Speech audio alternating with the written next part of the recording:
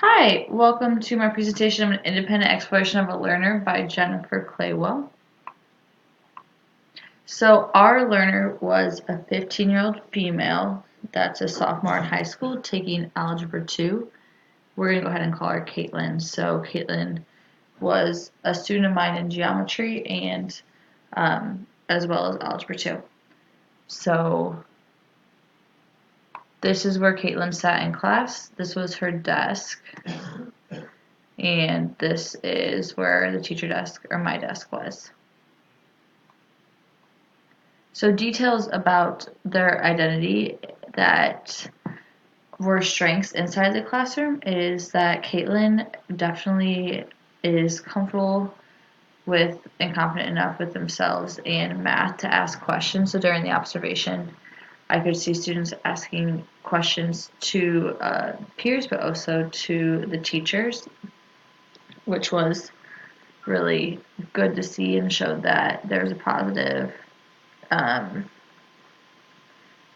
a positive relationship there with asking questions. Also, Caitlin was really comfortable with engaging in peers, and part of this came up in the interview when asked if working with others had ever been hurtful, and the student claimed that working with others has never been hurtful. So it's a strength that their math identity, they're willing to welcome others into it, ask questions during it, and also during the interview, the student was confident engaging with others over the content.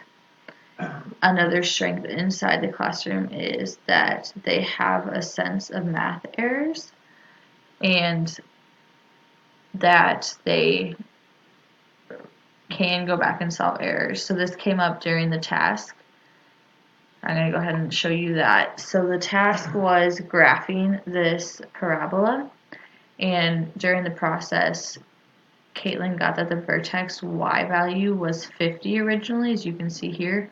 However, if you look at the graph, the y value does not go up to 50, it only goes up to 20. So they resaw that they made an algebra and arithmetic operation of order error there, went back and solved it, and were able to properly graph the parabola. So they have a math sense, and they knew to go back and look, and that part of their identity is really helpful and a strength inside the classroom. So some challenges inside the classroom is, although they are able, they're not super confident in their math ability. From the interview, Caitlin said when asked if they're a math person, not a math person because some people's brains just work with numbers better, and I'm just not one of those people, and the numbers always confuse me. So that is not going to serve Caitlin well in the classroom in that part of her identity. They also kind of have a negative self-narrative and negative experiences from the past. When asked in the interview about past experiences, Caitlin said, in pre-algebra, my teacher wasn't a good teacher, so it ruined all of algebra. So anything with algebra, I have a bad attitude about. So that identity of like they have been disadvantaged in pre-algebra carries with them to algebra, where they feel like they are behind because of that experience with their pre-algebra teacher. Another challenge inside the classroom, even though a strength was asking questions, that can become a weakness when that's done preemptively and without trying to figure it out themselves. So there were times during the observation that they would ask the peer or teacher questions before trying to find their own mistakes, which is not necessarily helping them. So kind of this idea of like, oh, I need help, I'm behind. And then from the interview, the student said, it's easy for me to give up during math. I just tend to give up and ask about it in class. So they themselves know that their reaction is to ask questions when they're confused, which is great, but that can kind of, the identity of like, I need help, help me, is going to play into how they won't always try on their own first. But it was interesting because during the task that I gave Caitlin, that I showed you earlier, she was able to go back and find this by herself when she didn't have access to peers as well as a teacher. But when she has access to those things, they do go back to asking questions preemptively. So some strengths outside the classroom is they do see themselves as a problem solver, which is an awesome identity for them to have. So they said that it's a problem solver when it comes to real life. Also, they have a strength of knowing that they are a hard worker and knowing that they have resources and strategies. So when asked what they do when they come to a difficult problem at home, they said when I struggle at home, I look it up on Haiku, which is like a resource page that teachers set up for their students with notes and examples. Try to go back on my notes or look at similar examples, ask questions the next day. So they have resources, go back to resources, they know that they can work hard and that working hard has been successful for them. Another strength of theirs that shows up outside the classroom is that they can relate and interpret math in real world contexts. I'll talk a little bit later about how they can do that better than they expressed. But from the task, I could see that they could relate concepts. So we saw the parabola that the students graphed, and then this task that Caitlin did, the second half of it after graphing the parabola was answering these questions and interpreting it in context to the graph. So they're answering these questions about the graph and all these questions related to real world problems. So they're able to, like any of the situations where there may be similar shapes of the graph, and they could name some. They knew what the graph meant in terms of the finding the x and y intercepts and things like that. So they can put these things in a real world context, which is a strength outside the classroom.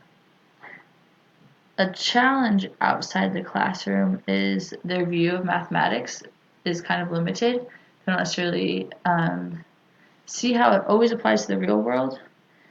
So from the interview, they said outside of school math looks like homework, like a bunch of problems and equations on paper. The daily math is simple math, but it's not seen.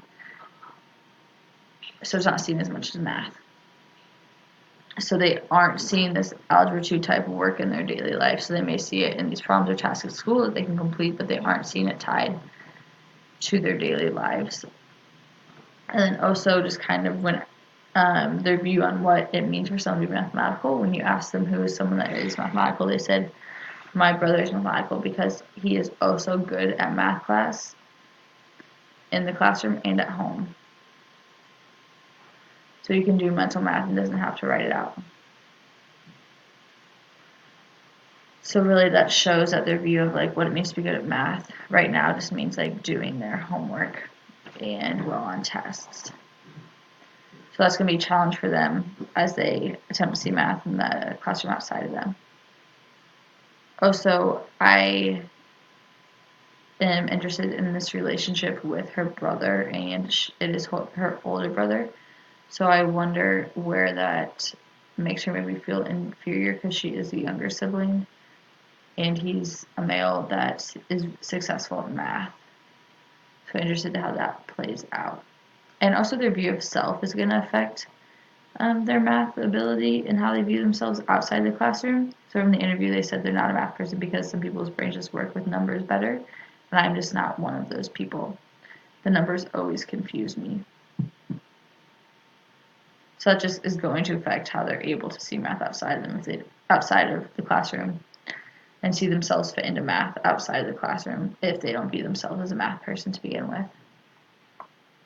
So suggestions for future support is help students gain confidence in the growth mindset in a few ways is allowing them to proactively struggle and not always answer their questions right away. So that's something that could look like asking them to try by themselves for 20 seconds to find their mistake, or asking them even just, have you looked for your mistake yet? Also affirming their ability and all the correct work. The very first week of the class, we read Tatum, and they say the parts of our identity that do capture our attention are those that others notice and that reflect back on us. So if Caitlin just knows over and over, like, you are a math beautician and you can do math and you can do this, like, she's going to start to see that in themselves. And pointing out the times that they're doing it correct is going to help them to see that better. And also just seeing them apart from their brother, because I'm kind of unsure what that dynamic is if they feel inferior. And then you want to broaden the view of math. So challenge students to see math in their everyday lives and help them see the STEM careers are possible, which will kind of go back to this idea of they will be able to see math and upper level math in the world around them. And this is my kind of favorite quote from the class so far that I would suggest to anyone that's trying to support math students is children are natural problem solvers no matter what their gender or ethnicity. They may go about solving the problem differently depending on their gifts and preferences and developmental levels, but they all have a natural thinking ability. If they arrive at an incorrect solution to a problem, it's not because they are dumb, but rather because they are using their minds and natural thinking abilities differently. Instead of writing off errors as failures, we should examine the thought process and move that child to an answer. You might be amazed what you find. So that would be my biggest advice to continue to support Caitlin. Thank you for listening.